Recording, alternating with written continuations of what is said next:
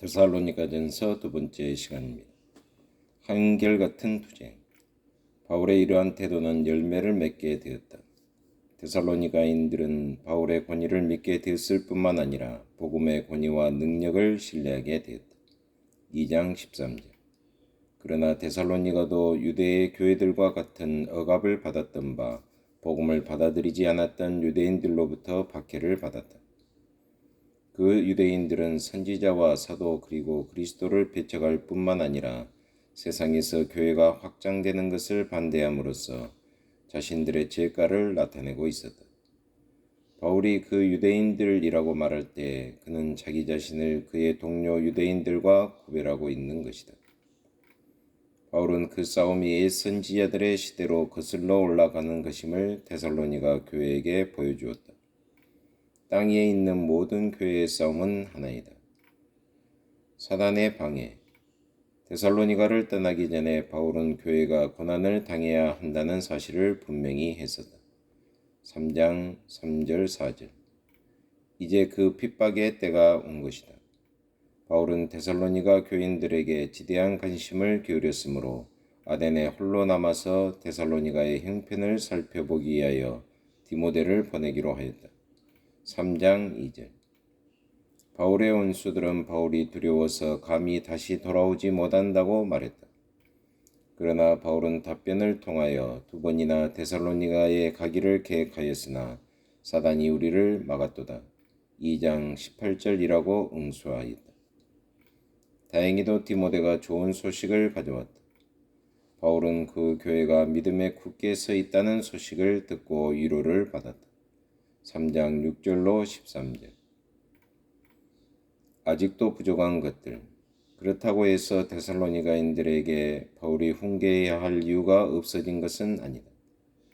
아직도 그들에게는 부족된 점이 많이 있었다.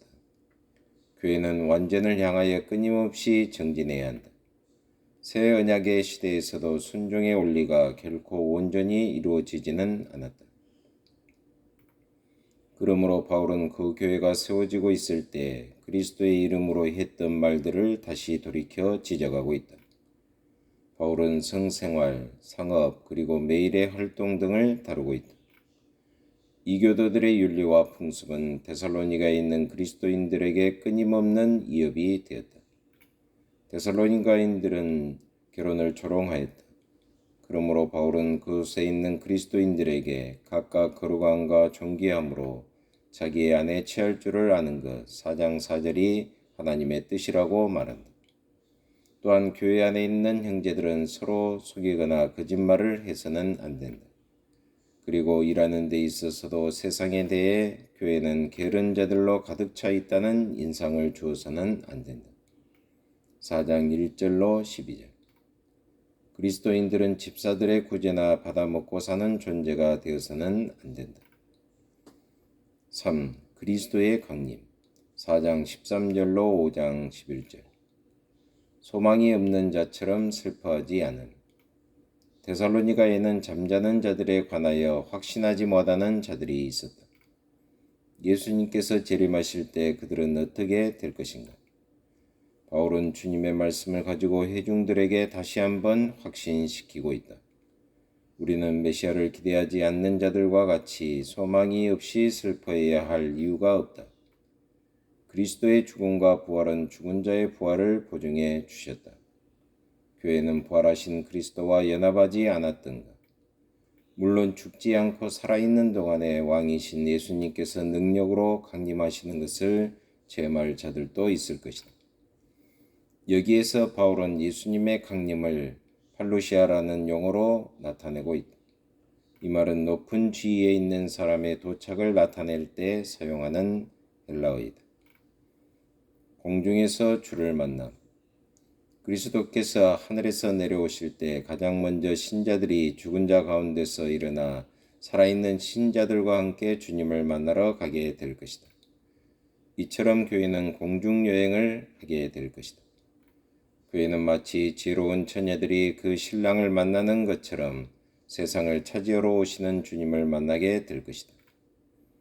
마태복음 25장 1절 이하에서 지혜로운 처녀와 어리석은 처녀에 대한 비유가 나오는데 데살로니가 전서 4장 13절 이하에서도 동일한 표현들이 많이 나타나고 있다.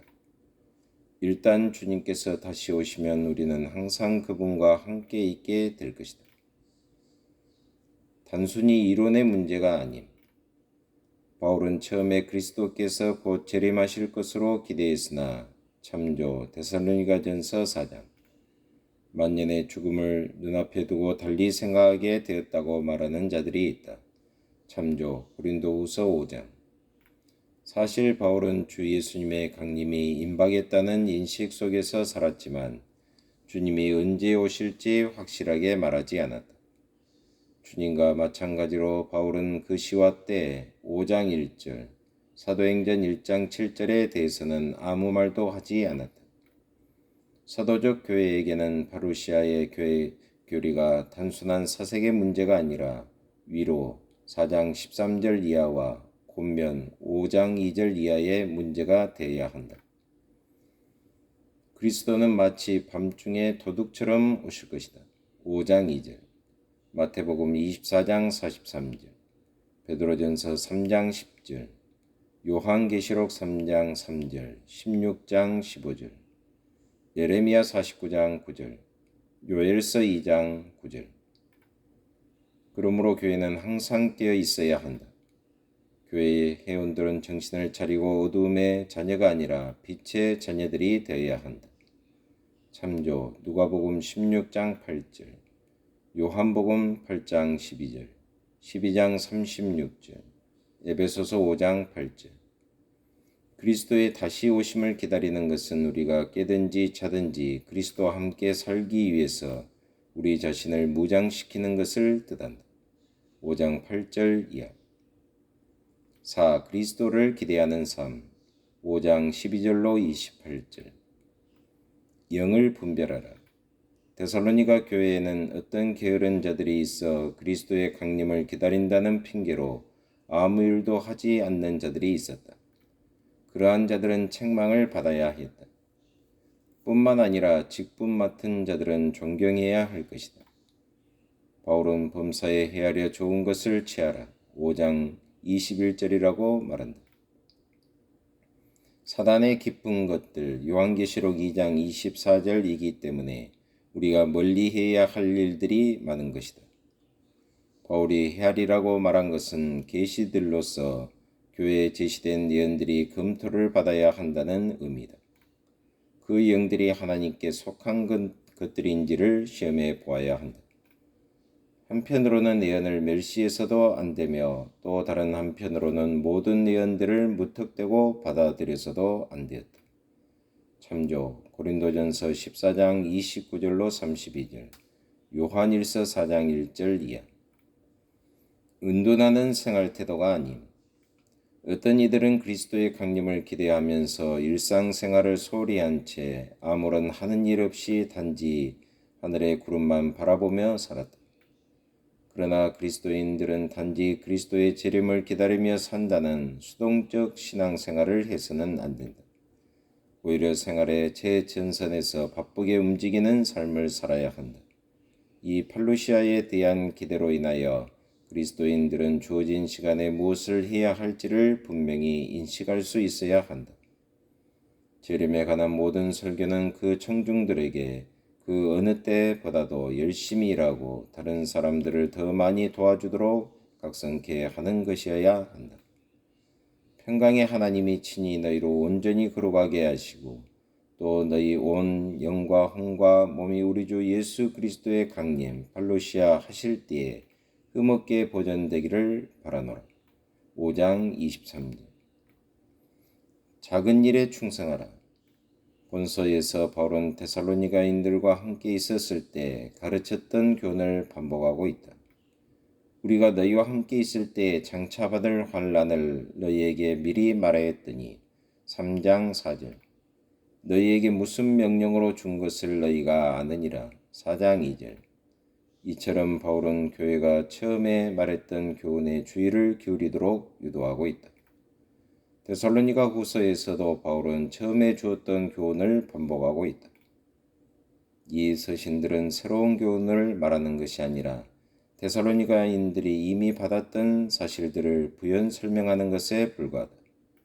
말씀을 쫓아 산다는 것, 미래를 바라보면서 산다는 것은 신비한 방법으로 사는 것이 아니라 우리에게 이미 제시된 길을 따라 행하는 것을 의미한다. 그리스도의 팔루시아를 기대하면서 사는 것은 시기와 환경에 관한 신비한 사색과는 무관한 일이다. 중요한 것은 작은 일에 충성하고 너희를 부르시는 이는 미쁘시니 그가 또한 이루시리라.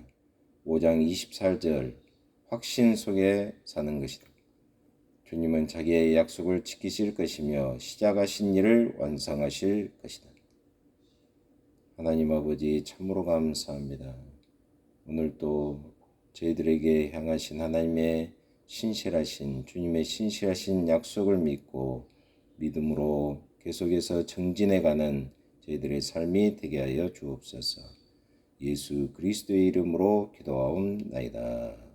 아멘.